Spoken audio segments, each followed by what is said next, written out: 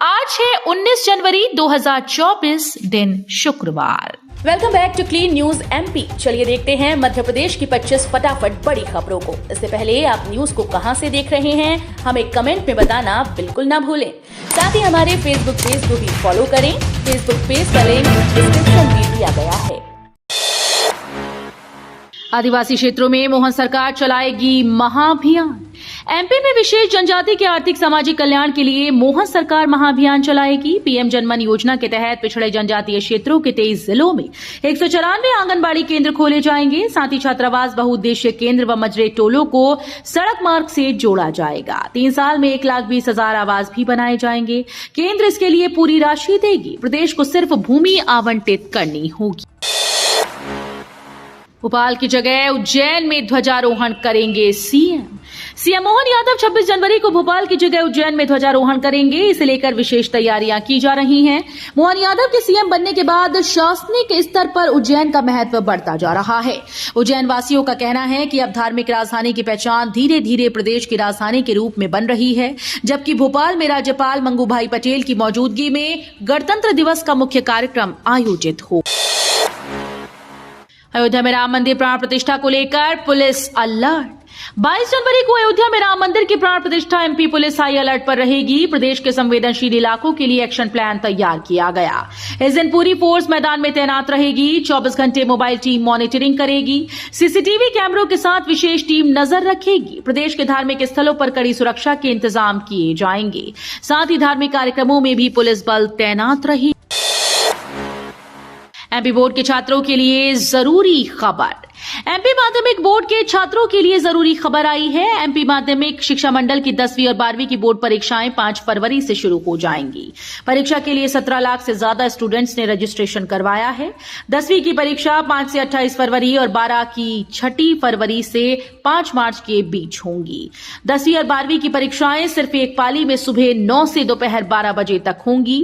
30 minute पहले exam centre पर पहुंचना होगा। आधार कार्ड भी एग्जाम सेंटर पर लेकर जाना होगा। उज्जैन इंदौर 6 लेन की डीपीआर लगभग तैयार। आज फ्लाईओवर प्रस्तावित। उज्जैन इंदौर के बीच प्रस्तावित 6 लेन की डिटेल प्रोजेक्ट रिपोर्ट तैयार है और इसे अंतिम रूप दिया जा रहा है। डीपीआर के संबंध में जो प्रारंभिक जानकारी सामने आई उसके अनुसार 6 लेन पर आज फ्लाईओवर का निर्माण प्रस्तावित किया जा रहा है। 6 लेन हेरिटेज थीम पर बनेगा। योग संस्कृति केंद्र, म्यूजियम भी होंगे। इसके अलावा सिंगस 2028 को देखते हुए सरकार ने निर्णय लिया है कि उज्जैन से जुड़ी सड़कों की योजनाओं को प्राथमिकता से पूरा किया जाए। मोबाइल की तरह बिजली के मीटर को करना होगा रिचार्ज। प्रीपेड सिस्टम होगा लागू। अब मोबाइल की तरह ही घर में बिजली भी रिचार्ज से चलेगी। जल्दी मीटर स्मार्ट हो जाएंगे। इसमें प्रीपेड सिस्टम लागू किया जाएगा। बड़े शहरों में बिजली भी प्रीपेड सिस्टम में मिल रही है। मध्य प्रदेश में अब इसकी शुरुआत हो रही है। जल्द ही सेवा भी इस दायरे में आ जाएगी। यहां स्मार्ट मीटर लगाने की शुरुआत हो गई है। पहले चरण में करीब 50,000 उपभोक्ताओं के घरों में स्मार्ट मीटर लगाने की योजना है। 29 जनवरी से 10 फरवरी तक बड़े पैमाने पर अतिक्रमण हटाने की कड़ी कार्रवाई। सभी समीक्षा बैठकों में महापौर द्वारा संबंधित अधिकारियों को निर्देशित किया गया है कि सभी अधिकारी अपने अपने विभाग के कार्यों में कसावट लाएं और निर्देशों का पालन तय समय सीमा में पूर्ण कर रिपोर्ट प्रस्तुत करें। उन्होंने बताया कि 1 फरवरी से महापौर हेल्पलाइन नए स्वरूप और नई सुविधाओं के साथ संस्कारधानी के नागरिकों को नजर आएगी।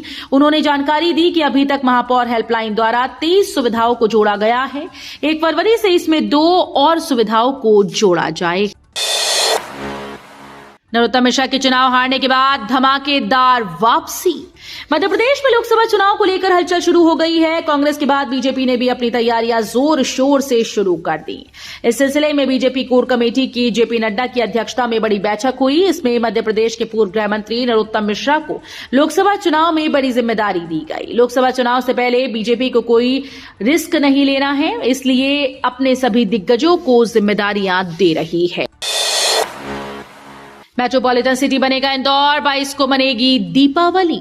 मुख्यमंत्री डॉक्टर मोहन यादव ने 350 करोड़ की लागत से बनने वाले एलिवेटेड ब्रिज का भूमि पूजन वर्चुअली किया है। साथ ही इंदौर को मेट्रोपॉलिटन सिटी बनाने, जिसमें पीथमपुर, उज्जैन, देवास को साथ करने और 22 जनवरी को प्रदेश भर में दीपावली मनाने का आह्वान भी किया।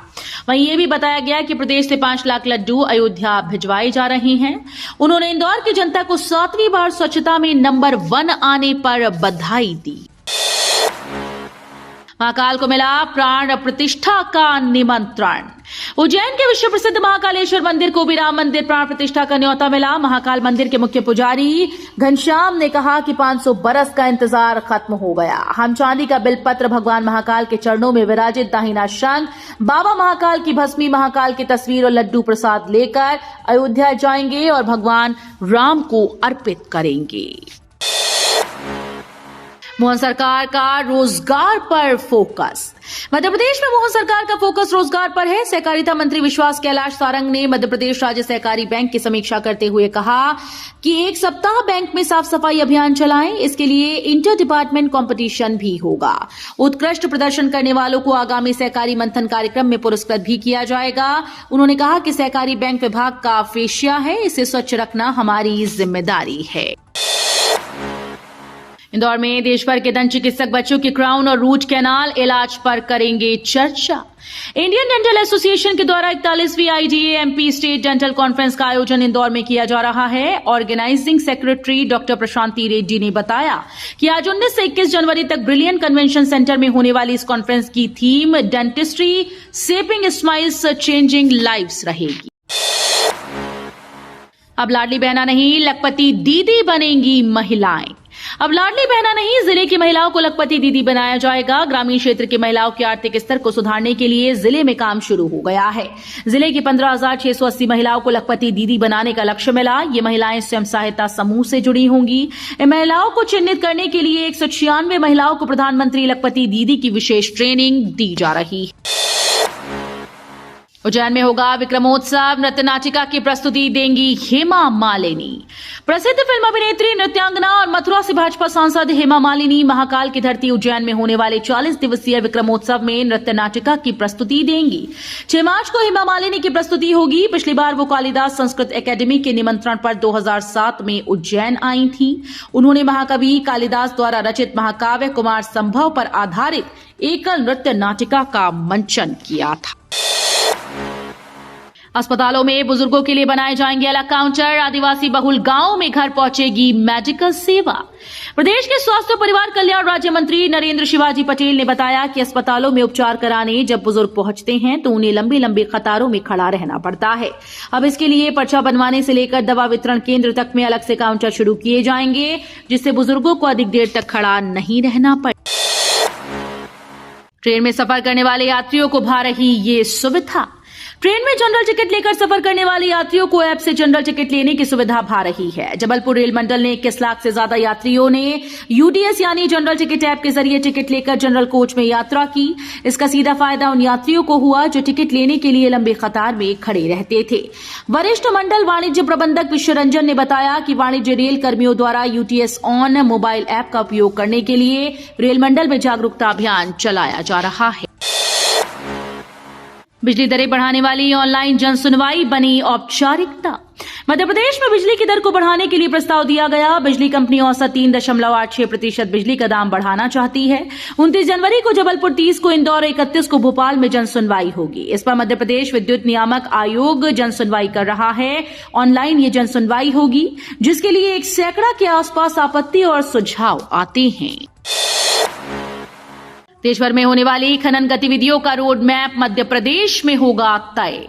साल 2024 के लिए देश भर में होने वाली खनन गतिविधियों का रोड मैप इस बार मध्य प्रदेश में तैयार किया जाएगा। 22 और 23 जनवरी को भोपाल में 2 दिवसीय राष्ट्रीय बैठक रखी गई। जियोलॉजिकल सर्वे ऑफ इंडिया की 63वीं सेंट्रल जियोलॉजिकल प्रोग्रामिंग बोर्ड की बैठक पहली बार मध्य प्रदेश में हो रही है। मध्य प्रदेश में बूथ के साथ यूथ जोड़ो अभियान में दम लगाएगी कांग्रेस।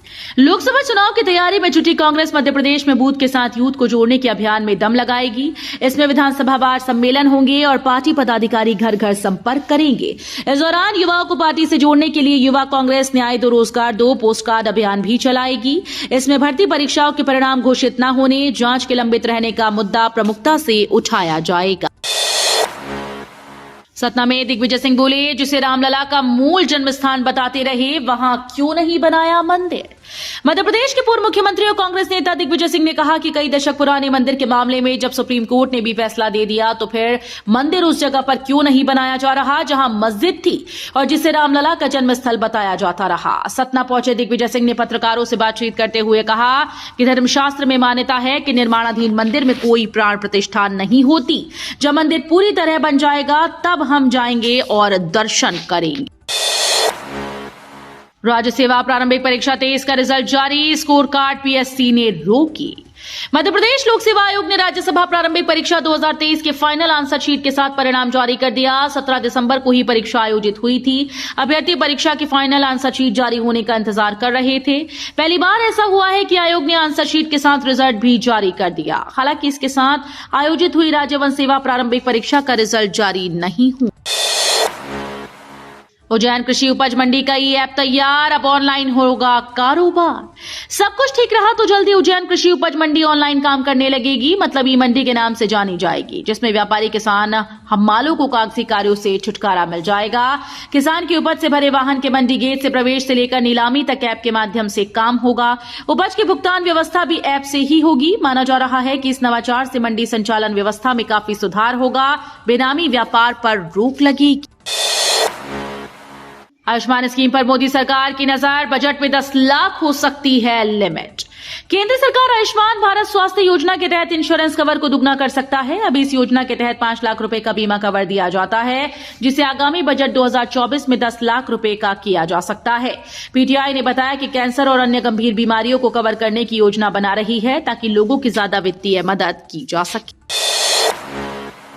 राम मंदिर प्राण प्रतिष्ठा के दिन फर्स्ट हाफ छुट्टी का ऐलान। राम मंदिर प्राण प्रतिष्ठा को लेकर केंद्र सरकार ने बड़ा फैसला किया। केंद्र सरकार ने राम मंदिर प्राण प्रतिष्ठा समारोह के अवसर पर पूरे भारत में सभी केंद्रीय सरकारी कार्यालयों, केंद्रीय संस्थानों और केंद्रीय औद्योगिक प्रतिष्ठानों में आधे दिन की छुट्टी की घोषणा की। 22 जनवरी को दोपहर 2:30 बजे तक छुट्टी होगी। दोपहर 2:30 बजे के बाद कार्य सुचारू रूप से चलेंगी। क्या शिया बनाम सुन्नी बन जाएगी ईरान और पाकिस्तान की जंग। ईरान पाक के बीच तकरार गंभीर रूप लेती जा रही है। ईरान ने पाक के जिस अल अदल आतंकी संगठन पर हमला किया वो सुन्नी सलाफिस्ट समूह से जुड़ा है। साथ ही इराक और सीरिया के जिन समूहों पर ईरान ने हमला किया वो भी सुन्नी आतंकी समूहों से जुड़े हैं। ईरान की 90 से 95% आबादी शिया है, जबकि पाकिस्तान और सीरिया की 90 से 95% आबादी सुन्नी। ऐसे में जंग के शिया बनाम सुन्नी में बदलने की आशंका जताई जा रही है। तो ये थी आज की 25 फटाफट बड़ी खबरें। अगर आपको न्यूज पसंद आई हो तो वीडियो को लाइक और शेयर जरूर करें। धन्यवाद।